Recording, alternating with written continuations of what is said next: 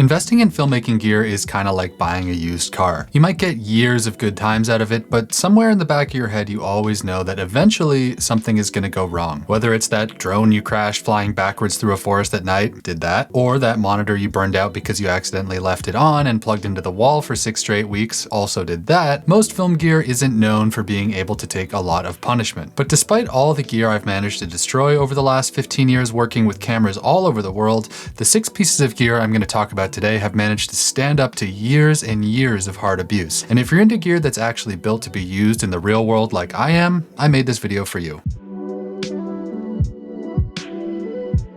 So minor clickbaity title aside, because obviously no gear will last literally forever, we all know that not all filmmaking gear is created equal. Some of it can last your entire career, and some of it will barely make it out of the first shoot in one piece. It's kind of like buying a used car. On one hand, you've got a trusty old Toyota Camry, a brand that's so synonymous with quality and a long lifespan that people will buy used ones with over 200,000 miles on them and then say annoying things like, it's just getting broken in. On the flip side of that would be a 2001 Chrysler PT Cruiser, a car so ridden by a design and quality issues that you could almost forget how hideously ugly it was. The ridiculously low customer satisfaction scores, the multiple recalls across the line, and the possibly fatal airbag explosions you risked by driving it are so outrageous it might almost be funny. Unless you bought one, that is. I want more Toyota and less PT Cruiser, and even if it costs a little more upfront, I'm willing to spend it because I know that I'll actually end up saving money in the long run by not having to replace things every year or two. I'll stop with all the car analogies for now, but all of the gear I'm going to talk about in this video has been with me for a minimum of 5 years, and in some cases closer to 10,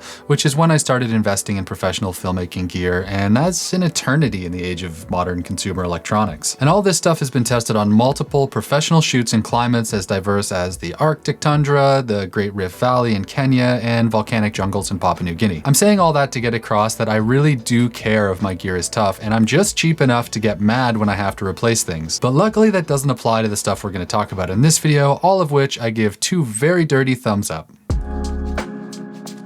Okay, to kick things off, I want to start with the one piece of gear that's lasted longer in my kit than anything else. They're older than all 3 of my cinema cameras I've ever owned. They've been with me on every single shoot since I bought them in 2013, and I've actually been using them since before I was even shooting video full time. They're so reliable and tough that I almost take them for granted these days. One of those things that I just know is going to be there shoot after shoot. And since I get asked all sorts of gear questions through this channel, it's getting to be sort of an issue because I've been using the same system for so long that I can't actually give out good advice on the new gear out there because I just don't have any experience with any other system. And that's these, my Sennheiser G3 wireless lavs.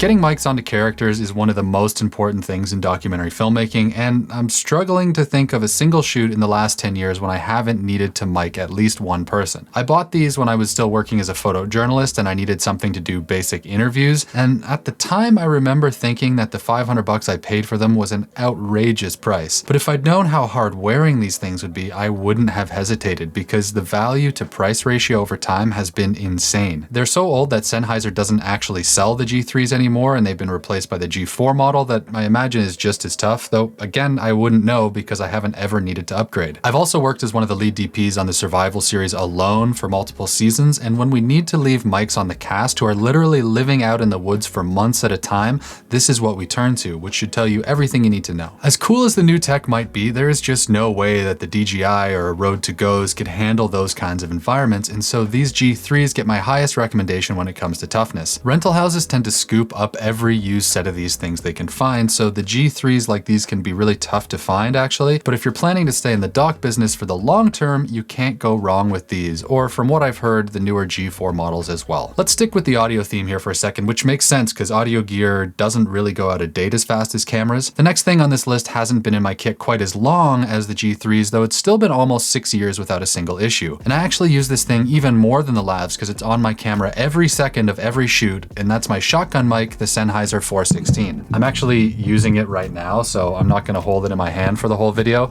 but just know it's there. Actually, the baby brother, the MK600, has been in my kit even longer at about 8 years or so, so it's really just a big overall win for Sennheiser in the audio department. But I'm singling out the 416 over the 600 just because of how good the audio quality is. Not that the 600 is bad, because it's not at all, and I still use it as the main audio source on my B-cam, but it's not quite on the same level. But the 416 is a big step up in quality, and that means I can use it for everything from Netflix Netflix level interviews to these YouTube videos and know that it's going to do a great job. And since the real value in super tough gear is in being able to use it for years and years, the 416 gets the nod because it's the kind of thing that can grow with you as your career moves on. Now, it isn't cheap at all at around $1,000, but if you consider that for the last 6 years, it's been used on multiple camera bodies that have all since died at the hands of the brutal treatment environments I subject them to, it's pretty impressive that it's still working like the day I bought it. Audio is so important in the doc storytelling process, often even more than the visuals, so investing in a high quality mic that can stand up to the elements without ever complaining makes it one of the best long-term investments for any filmmaker out there. All right, let's move away from audio gear for a second and into the world of lighting, because when we think of super tough, long-lasting gear, lights probably aren't the first thing that come to your mind. I mean, I love my Aperture chip-on-board lights like the 300D, and I use them all the time, but when I think about taking them into a truly rough environment like the 4-month shoot I just mentioned,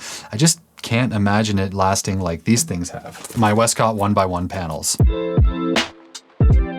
I think I bought these in 2017, but it could even be a little bit earlier because B&H is only showing me my purchases dating back to 2018, so it's hard to say for sure. Either way, I have treated these guys with total disrespect, but they just refuse to quit. Like, I've hung them out in the rain, I've dragged them into deep caves, I've used them to light outdoor interviews in the middle of the desert.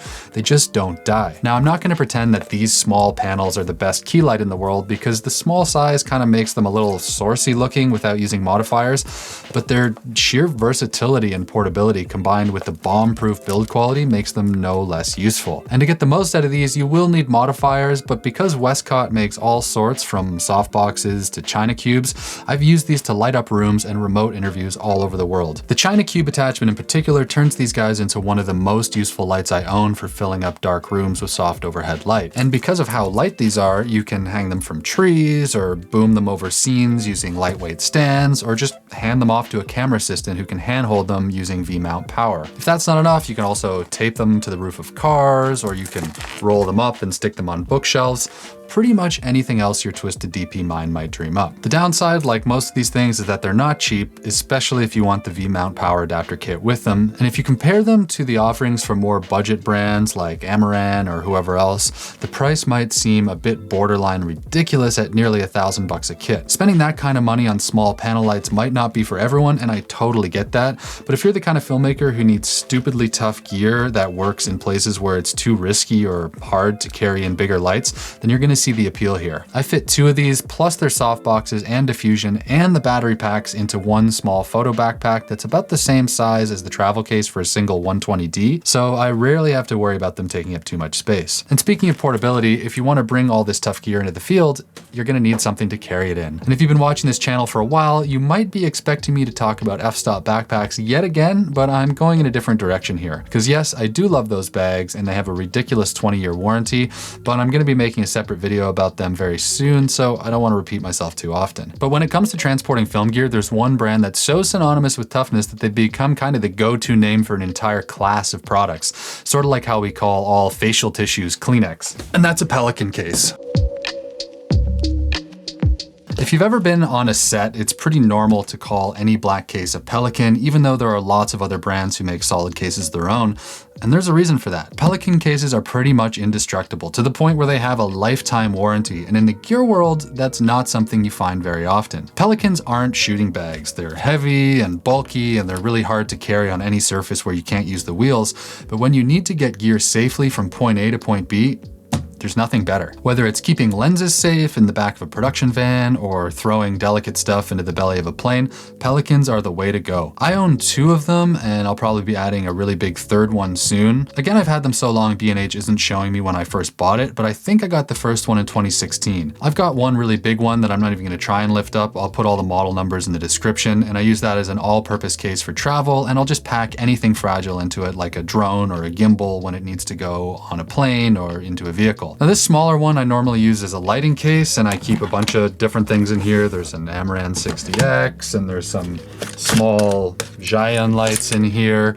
And if I need more protection than my backpack can offer, sometimes I'll take the stuff out and fill it up with lenses. I don't really need to say much more about these because they only do one thing, but they do it extremely well. If you're a filmmaker who travels and needs to keep gear safe on the road, then having at least one large Pelican on hand is a just no-brainer in my opinion. With the warranty they'll last you your entire career and even your entire life, and those are the kinds of investments I love. All right, so there's just a couple more things that have been with me for 5+ years, and of all of them, these were probably the scariest to buy, but also one of the most impactful in terms of upping the overall quality of my work. Now, I'm hesitant ever to say that a piece of gear is responsible for making me a better shooter because 99% of the time buying stuff isn't the path to improvement. It's mastering the fundamental skills of storytelling and lighting and scene coverage. And quick shameless plug here, this is exactly the kind of thing we talk about in my documentary cinematography course, so if you're into this kind of thing, jump on the wait list and I'll let you know the next time we're accepting new members. Who am I kidding though? We also talk about gear there too, but in general, it's not the tools that make a cinematographer good. I mean, give Chivo a GoPro and I'm sure he'd come away with something amazing, even if it wasn't his first choice. But with all that said, when I finally pulled the trigger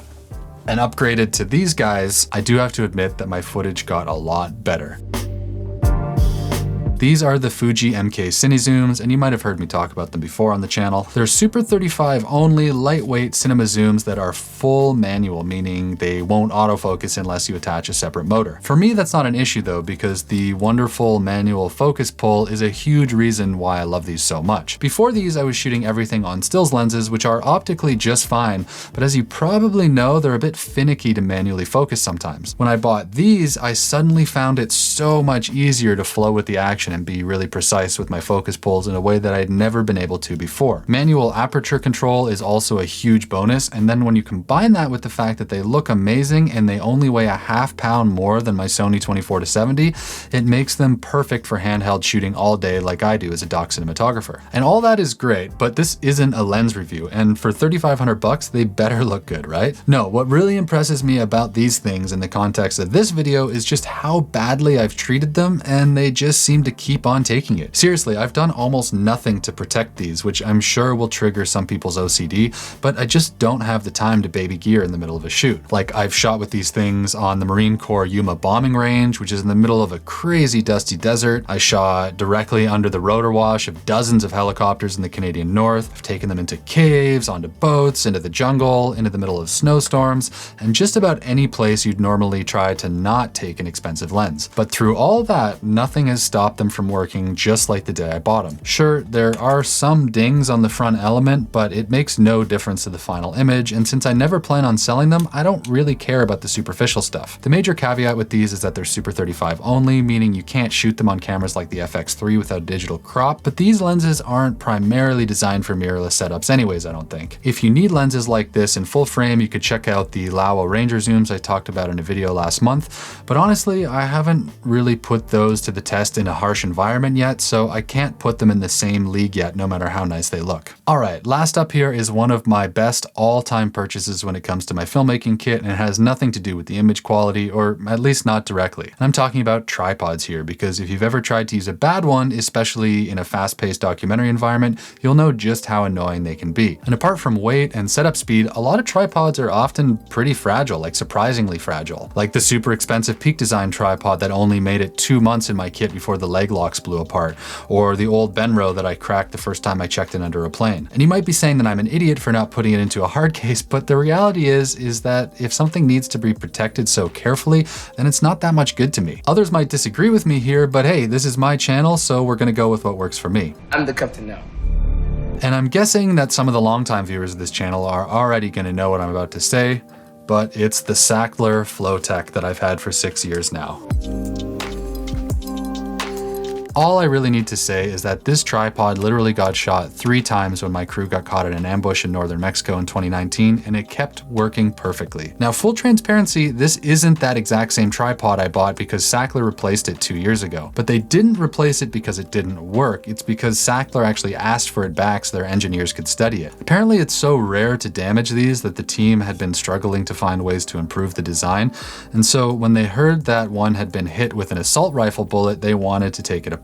Actually, now I wish I hadn't let them have it because it was a really good conversation starter when people asked why there was a hole in the leg, and I said it was from an AR-15. But hopefully by taking it apart in the lab, they somehow found a way to make them even tougher. I kind of doubt that though, because this thing is an absolute unit. I don't want to fanboy about it too much here because I think long-term viewers might be sick of me mentioning it all the time, but beyond just being one of the best strength to weight ratios in the market, you can use this tripod in any weather condition and not worry. It's expensive, there's no way around it. The 75mm bowl is $1,700 without a head, and the 100mm like I have here is almost $4,000, so it's not exactly a casual purchase. But tripods never go out of date, and if you want something that you're going to be able to keep for the rest of your career and that you can take pretty much anywhere on Earth without having to pamper it, this is the one. Okay, so there we go. 6 of the toughest pieces of gear I own. So much stuff out there these days is built to be disposable, and I'm just personally not cool with that. I want gear that helps me work the way I want to work, not gear that I have to worry about every time I take it out of the case. But that's not an issue with any of the stuff on this list because I've been abusing it all for years and yet it stubbornly refuses to die. That's gear I'm happy to spend money on.